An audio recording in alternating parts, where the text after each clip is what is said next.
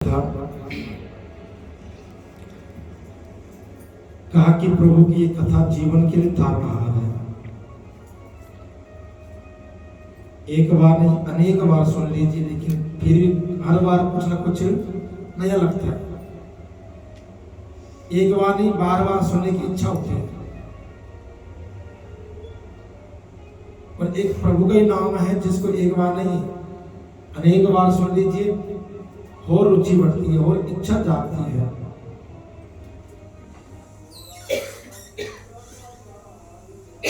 हम कहा कि संसार का भोग कर ले, संसार का खान पान कर ले, लेकिन उसमें भी एक समय ऐसा आता है जब मन उठ जाता है कि भैया अब नहीं खाना, अब नहीं पहना, अब नहीं रहना। लेकिन ठाकुर जी की कथा ऐसी है, कहा अमृत है हर नाम जगत में, और विषय अब अमृतत्व है इसमें भगवान के नाम। जो प्राणी को यह लोक तो है, परलोक में भी क्या है, अमृतत्व प्रदान करता है।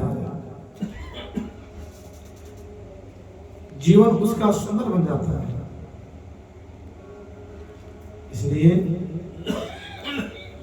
प्रभु से यही प्रार्थना की जितना हो सके प्रभु सदैव अपनी भक्ति और अपने नाम की कृपा हमारे इस मुख पे, हमारी वाणी पे बनी रहे। कहा कि सबसे बड़ी विपत्ता है इंसान के जीवन में, वो है भगवान को भूल जाना। जिसने भगवान को याद रखा, समझना उसको सब कुछ याद है। लेकिन जो परमात्मा को ही भूल गया, समझना फिर जीवन गड़बड़ है भैया। तो आओ इसी भाव को ले चले आगे। कल हम लोग कथा श्रवण की थी कि भगवान कृष्ण सत्यभामा जी को समझा रहे कि देवी कि कर्म इंसान को ध्यान से करने चाहिए, सत्कर्म और पाप।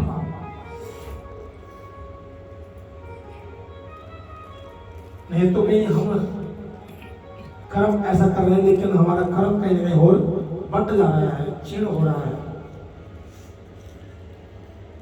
जैसे कि पहले के नियमों में आप सुना, कार्तिक मास के व्रत पूजन का फल और उसका पुण्य बड़ा विशेष है। लेकिन कहीं हमारा पुण्य क्षीण तो नहीं हो रहा है। कोई भोग नहीं दे रहे, कोई वो पड़ोस नहीं दे रहा जो उठता ही 8 बजे सो के, और आप जाके उसको बड़ा पुण्य दिया है। कैसे हम उसकी निंदा करके या उसकी बारे में बात करके। इसलिए तो कहा कि जब व्रत हो उस टाइम कोशिश करिए बोलने की कोशिश कम करें, मौन रहे। जितना मौन रहेंगे उतनी हम संसार की बातें नहीं करेंगे, किसी की निंदा नहीं करेंगे, तो हमारे पुण्य भी क्षीण नहीं होंगे। भगवान कृष्ण कहते हैं सत्यभामा किस प्रकार आगे पृथ्वीराज जी के वचन सुन करके यहाँ पर बड़े सुंदर भाव से महाराज जी की पूजा हुई। और उसके बाद कहा कि जो पुण्य कर्म करते हैं उसका छठा हिस्सा कहीं ना कहीं हम किसी न किसी को बांट देते हैं। कैसे बढ़ते हैं वो सुनो कि पुरावंति पुरे कश्चिद विप्र आसीदनेश्वरा ब्रह्म कर्म परिभ्रष्टा पाप कर्मा सुधर्मते। और कल कथा में एक चीज होता ही थी कि कहीं पर पूजा पाठ हो रही हो, कथा हो रही हो, सत्संग हो रहा हो, कहा कि उसको देखना और उसको सुनने से भी अनंत फल है। कहीं पर यज्ञ चल रहा हो रोज, और हम रोज मंत्र चल रहे हो और मंत्र धुनी जा रहे कान में, तो हमारे कान में ऐसे ही पवित्र हो जाते हैं। देखने का अलग फल है। और यात्रा करोगे, उस यज्ञ में अपना भूमिका निभाओगे, सेवा प्रदान करोगे, उसका तो फल ही। तो वही भगवान कृष्ण कहते हैं सत्यभामा कि उज्जैन नगरी में एक ब्राह्मण थे, जाति के ब्राह्मण थे, कर्म के नहीं, जिसका नाम था धनेश्वर। धनेश्वर तो धन का ईश्वर था, मतलब व्यापार करने में, खूब पैसे कमाने में बड़ा माहिर था। कहा कि ब्राह्मण के लिए कर्म है कि वो ज्ञान का प्रचार करे, शास्त्र का प्रचार करे, अपना ज्ञान बांटे, धर्म गुरु बन करके। ब्राह्मण को व्यापार इत्यादि नहीं करना चाहिए। लेकिन आज के समय की परिस्थिति ऐसी है कि हर बंदा जो है वो पंटाई के राजी नहीं है। सभी साथ अपना बिजनेस हो, अपना काम हो, राधे राधे। तो कहा कि वहां क्या करता था, कहा कि फलों का रस, कंबल, चर्म, जानवरों का चमड़ा भी बेचता था और उससे अपना जीवन यापन करता था। सुरापान करता था, वैश्याओं का संग करता था। एक बार धनेश्वर ब्राह्मण जो है अपने घर से छोड़ करके खरीदारी और बेचने के लिए माहिष्मती नगरी, जिसका नाम माहेश्वर नगरी पड़ा हुआ है, और वहां पर महिष नाम के राजा हुए थे, तो जिन्होंने नगरी बसाई थी। अब धनेश्वर ब्राह्मण क्या करते, वहां जाकर के अपना क्रय विक्रय करने लगे। तो क्या देखते वहां पर भगवान विष्णु की पाठ हो रहा है, कार्तिक का महीना चल रहा है और हरे नाम संकीर्तन हो रहा है। और वहां नर्मदा नदी के किनारे पर है माहिष्मती नाम की। एक तरफ नर्मदा जी, जिसके दर्शन मात्र से पाप दूर भाग जाते हैं। गंगा जी तो तारणहार है, लेकिन नर्मदा जी ऐसी हैं जिनके दर्शन मात्र से केवल। आज वो लोग नर्मदा नदी के तट की परिक्रमा करते हैं, और नर्मदा नदी के तट की परिक्रमा बहुत लंबी है, कम से कम से 1.5 महीना लगता है, 1.5 महीने पूरा, 1.5-2 महीने में परिक्रमा पूरी होती है। हमारे कई मित्र संत हो गए हैं जिन्होंने उनकी परिक्रमा करी है। जो लोग तेज चल पाते हैं तो 3 दिन 4 महीना, 6 महीने लग जाते हैं। तो कहा उस नदी के तट पे बैठे हुए हैं और वहां अपना जो है सामान, क्योंकि मेला लगता है कार्तिक के महीने में। कई जगह ऐसे हैं जहां अभी भी कार्तिक के महीने में खूब धूम मची हुई, खूब मन लगा हुआ है। अब परसों हम गए थे तो वहां भी देखा ना, मेरी तैयारी हो रही है, 5 दिन में मेला लगता है खूब। वहां पर संगत आती है, संत आते बाहर से स्नान के लिए। हम तो बड़े टाइम पे चले गए, वापस आ गए, नहीं तो वहीं फंस जाते हैं। कुछ देर लिए तो हमारी दुआ चली गई थी, फटाफट नहा के वापस आने तैयार हो गई थी आधे घंटे में कि हम वापस जा रहे हैं। मतलब बस वाला ही भागते बेचारा, बोलो धा दे रहा है। और अगर भीड़ बहुत होती तो फिर कहाँ पकड़ते किसी को, कहाँ संभालते हैं। तो कोशिश करेंगे जब ज्यादा सवारी हो तो उस दिन भीड़ कम हो, ऐसे टाइम पे जाए। क्यों मुख्य बात फिर आनंद नहीं आता है। और पिता जी जेल भी कट गई, 55 रुपए किसी निकाल दिए, निकाल के 500 लेकिन दूसरा कहते नहीं 500 कम बता देगा सर, तीर्थ यात्रा में सारे निकालो बाहर, है ना। उससे कोई अच्छाई होगी ठाकुर जी की। तो कहने का भाव यह है कि उस नदी का बड़ा प्रभाव है, बड़ा कृपा है। अब लोग वहां पर रोज स्नान कर रहे हैं नदी के तट पर, साथ में संकीर्तन चल रहा है, कथा चल रही है, और धनेश्वर ब्राह्मण उन सबको देख रहा है। और 1 मास बीत गया। कितना? अब 1 मास जब बीतने में आया तो उद्यापन का समय आया। कहा ना पहले कि कार्तिक पूर्णिमा हो तो चतुर्दशी से लेकर पूर्णिमास तक विधान है उसका। अब सुना है शुरू महात्मा में कैसे नियम करना चाहिए। वहां पर सबने जो है चतुर्दशी के दिन सारे व्रत रखा, रात जागरण किया। पूर्णिमास के दिन ये क्या हुआ, गौ माता का पूजन हुआ, गोदान हुआ, और खीर का प्रसाद बटा उस दिन। लेकिन जो ब्राह्मण था, दशरथ ब्राह्मण, ये देखता रहा, देखिए क्या क्या हो रहा है। जब तक भीड़ रहेगी तब तक दुकान वाला वहां खा रहेगा कि सामान बिक जाए। अब उस सामान के चक्कर में जो है वो जरा कुछ खा भी नहीं पाया, कुछ पी भी नहीं पाया, और उसी चक्कर में जरा हरिओम अस्त हो गया। और बाकी बिहार लाल जो मन की लालसा होती है ना बड़ी खराब होती है, ध्यान रखना कि माया मरी न मन मरा, मन मर गया शरीर, आशा तृष्णा न मरी, कह गए दास कबीर। ये माया कभी नहीं मरती है, जितना देखेगी जितना सुनेगी उतना और इच्छा होती है, ये भी आ जाए वो भी आ जाए ये भी आ जाए, थोड़ा और बढ़ जाए। कभी छोटे होते थे वो इतना मिल जाए कि खिलौना आ जाए मेरे पास, और उन खिलौनों से खेलते खेलते इतने बड़े हो गए, आज भी इच्छाएं पूरी नहीं होती। जैसे उम्र बढ़ती है ऐसे से उसकी इच्छाएं बढ़ती है। लेकिन धनेश्वर ब्राह्मण आज उसी आशा बैठा हुआ है, और जब भूख प्यास से शरीर छूट गया तो अंत में सदा यम के दूत आ पड़े। बोले नारायण भगवान की जय। क्योंकि उस रात्रि भगवान नारायण का पूजन, भगवान शंकर का पूजन, जागरण में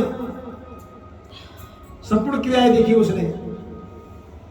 क्योंकि कहा कि अंतो मति शागति, अंत में जैसे मति होगी, जैसी बुद्धि होगी, उसकी गति भी ऐसी होनी है, मृत्यु भी ऐसी होगी।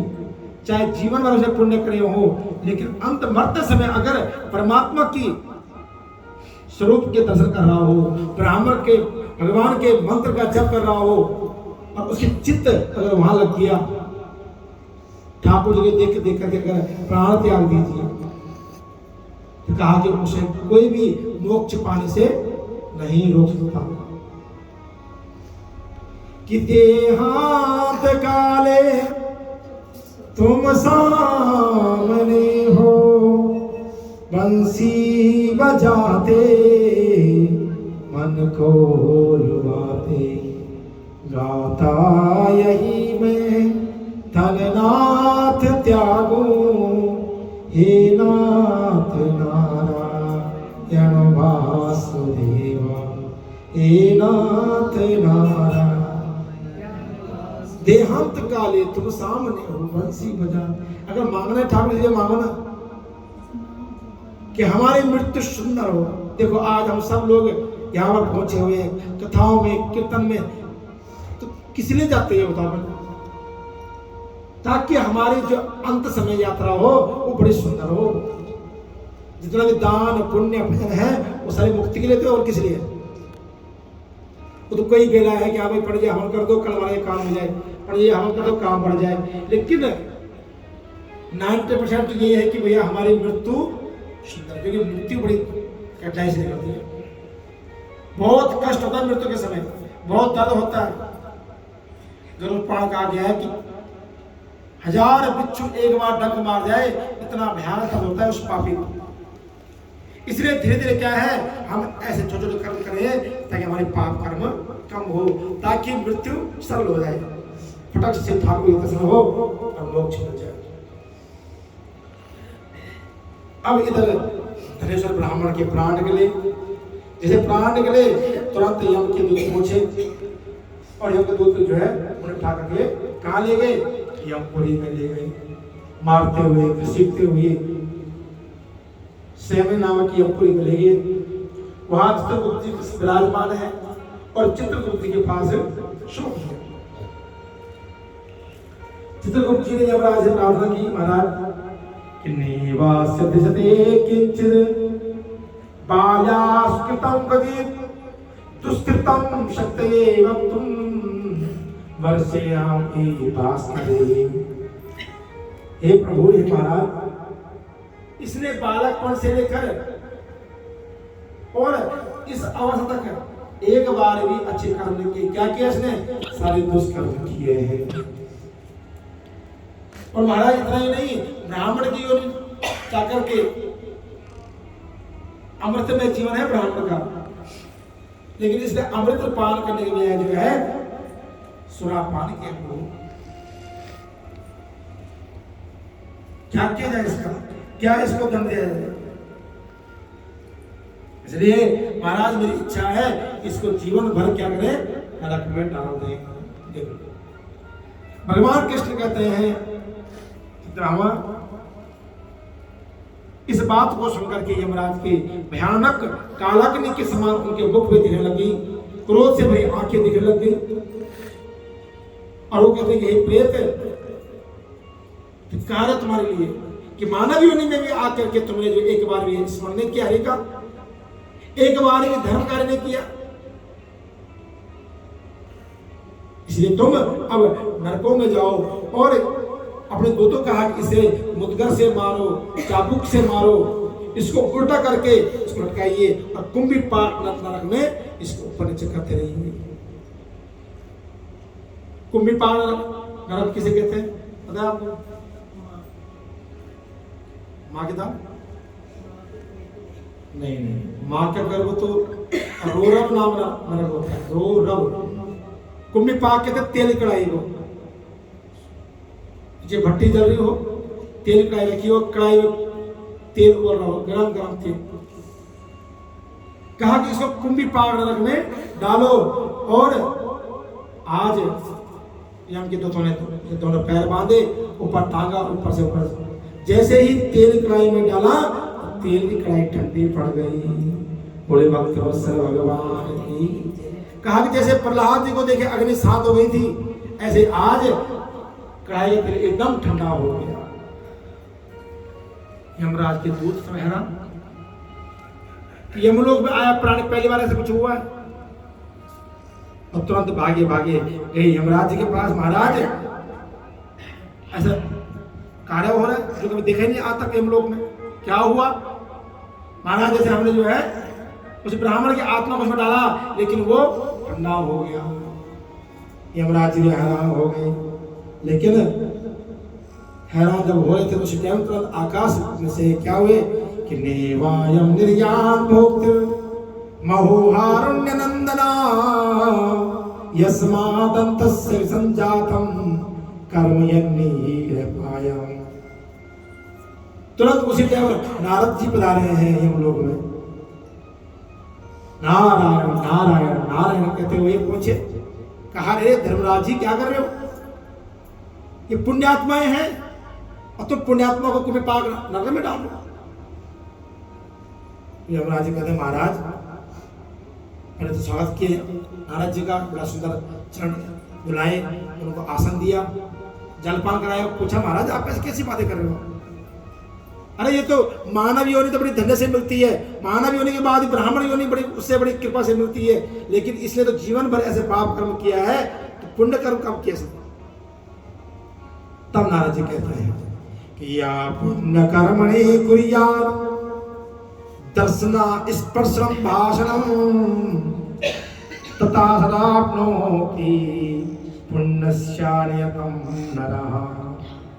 नारद कहते हैं धर्मराज जी, अरे इसने भले पुण्य कर्म ना किया हो, लेकिन इसने पुण्य कर्म करते को देखा है,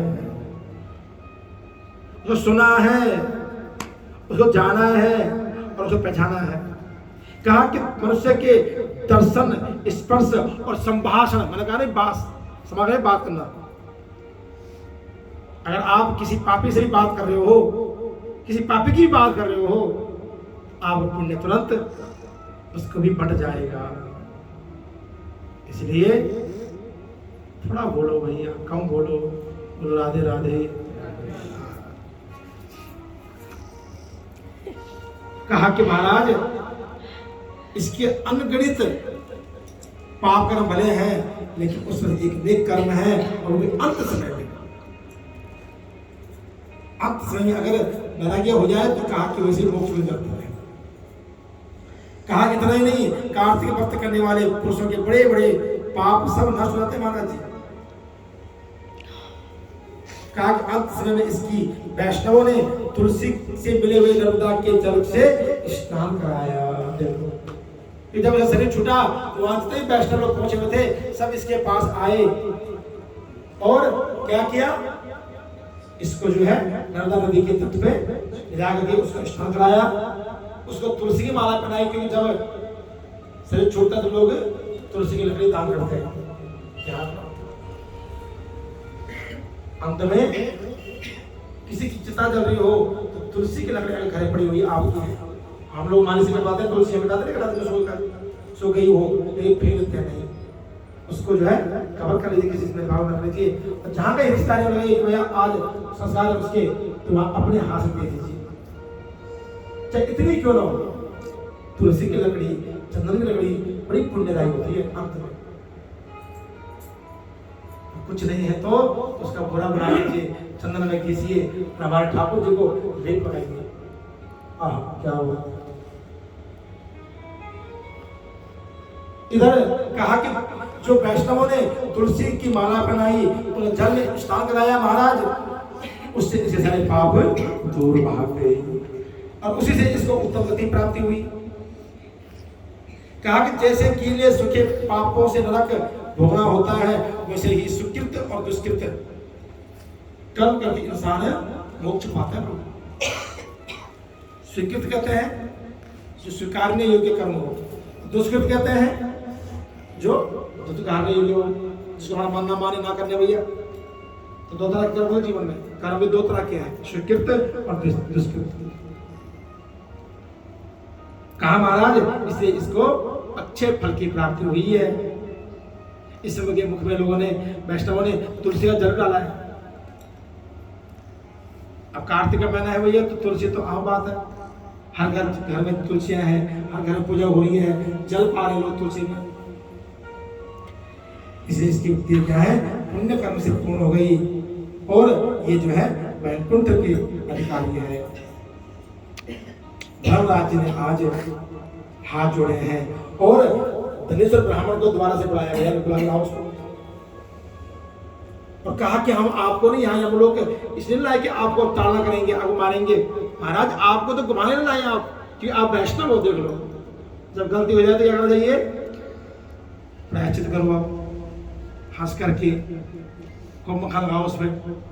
तो आज यमराज जी और उनके चेले क्या कर रहे हैं, बड़ा मक्खन लगा रहे हैं ब्राह्मण देवता पे कि महाराज आपको घुमाते, आप देखो जरा ये हम लोग कितना भयानक है, देखो महाराज यहाँ इनको फाड़ रखा है, यहाँ 80 वन का पत्र है, बहुत बड़ा वृक्ष होता है जिसमें आग निकलती पेड़ में, है ना, अलग अलग नरक है, 21 नरक का बनाना है शास्त्र विशेष। वैसे तो 84 लाख नरक है, लेकिन 21 वो मुख्य रूप से। तो उन नरकों के बारे में हम कल जानेंगे, कहाँ कहाँ घूमे ब्राह्मण देवता। कहने का भाव यह है कि हमारा पुण्य कर्म अगर अंत में भी थोड़ा सा हो जाए और सच्चे भाव से हो जाए, कहा कि भगवान का दर्शन, भगवान की पूजा, भगवान का मंत्र, चाहे तुम सात्विक भाव से जपो, चाहे भूल से जपो, चाहे गलती से जप लो, लेकिन वो उसका स्वभाव है आप पाप कर्म को धोना, जैसे अग्नि का स्वभाव होता है। एक बंदे जलाया अग्नि को और हाथ से ले, लेकिन अग्नि का स्वभाव क्या है, किसी को भी जला देगी, जो पार हो जाएगा राधे राधे हो जाएगी। ऐसे भगवान का स्वभाव भी है, जब आप उसे मंत्र जप करेंगे, चाहे भलाई से करो चाहे बुराई से करो, लेकिन आपके पाप धुल जाएंगे। जैसे किसान का भाव होता है ना, 2 मुट्ठी बीज लिए और ऐसे फेंकता है जमीन पर, कोई उल्टे पड़ते कोई उल्टे पड़ते, लेकिन उनका भाव ये है जमेंगे और बहुत बड़ी पैसा निकलती है। बोले बाकी बिहारी लाल की जय। तो कल नरकों का भ्रमण करेंगे, कौन कौन से नरक कहाँ कहाँ और कैसे हैं, किस लिए बनाए गए हैं, इसके बारे में हम बताएंगे। बाद बाकी कर्मों का खेल है सब, मानव योनि में आना, भगवान की भक्ति पाना, भगवान की कथा सुनना है। तो हजारों लोग यहाँ पर, हम इतना ही क्यों है, और भी आ सकते थे। अब मैं इस ग्रुप में तुम्हारे कितने बंदे हैं, 48 बंदे हो गए ग्रुप में, देख लो 50 हो गई, कल वहाँ बढ़ गए, आने के लिए 25 ही आए हैं, 25 बाकी है, तो वहाँ अभी तो सारे पुण्य आत्मा नहीं हो सकती है, सारे थोड़ा बैलेंस लगा चलेगी नहीं पृथ्वी भी, सब पूजा करने लग गए तो पाप हो करेगा, फिर जगह पढ़ना भारी हो जाएगा धर्म का, इसलिए पढ़ना तो होना चाहिए बराबर बैलेंस।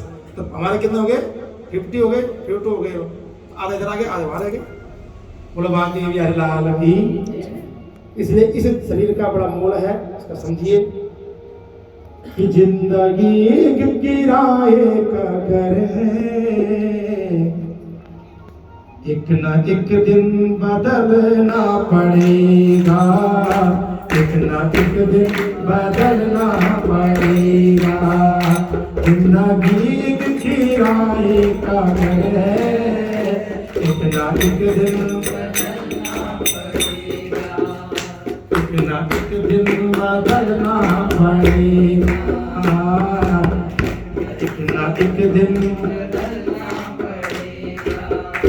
मौत जब तुझको आवाज देगी, मौत जब तुझको आवाज देगी, घर से बाहर निकलना पड़ेगा, घर से बाहर मौत जब तुझको आवाज देगी, घर से बाहर निकलना पड़ेगा, घर से बाहर मौत का जब बजा सिर पे टंका, भूख भी पल में सोने की लंका, मौत का जब बजा सिर पे टंका, भूख भी पल में सोने की लंका, भूख भी पल में सोने की लंका, कर गई मौत रावण का अंका, कर गई मौत रावण जैसे तुझको भी चलना पड़ेगा, जैसे तुझको भी जिंदगी किराए का घर है, एक ना एक दिन बदलना पड़ेगा, एक ना एक दिन रात के बाद होगा सवेरा, रात के बाद देखना हो अगर दिल सुनेरा, देखना हो अगर दिल सुनेरा, रात के बाद होगा सवेरा, देखना हो अगर दिल सुनेरा, देखना हो अगर दिल सुनेरा, पाँव फूलों पे रखने से पहले, पाँव फूलों पे रखने से पहले, तुझको कांटों पे चलना पड़ेगा, तुझको कांटों पे चलना पड़ेगा, तुझको कांटों पे चलना पड़ेगा, तुझको कांटों पे चलना पड़ेगा, मौत जब तुझको आवाज देगी, मौत जब तुझको घर से बाहर निकलना पड़ेगा,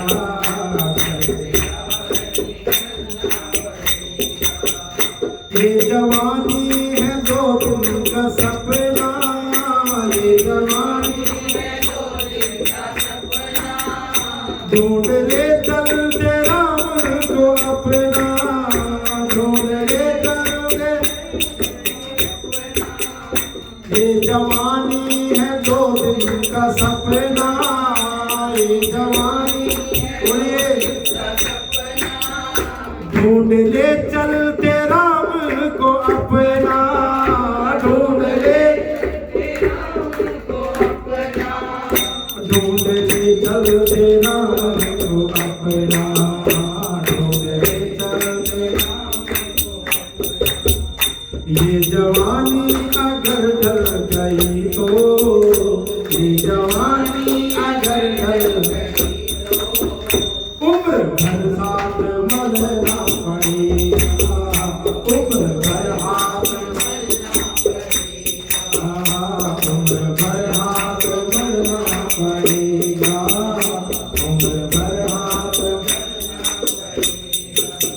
जिंदगी एक किराए का घर है, जिंदगी एक किराए का घर है, एक न एक दिन बदलना पड़ेगा, एक न एक दिन बदलना पड़ेगा, एक न एक दिन बदलना पड़ेगा।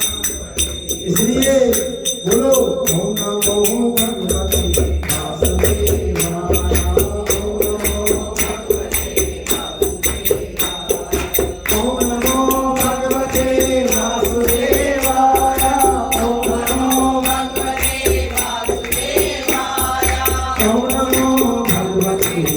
Today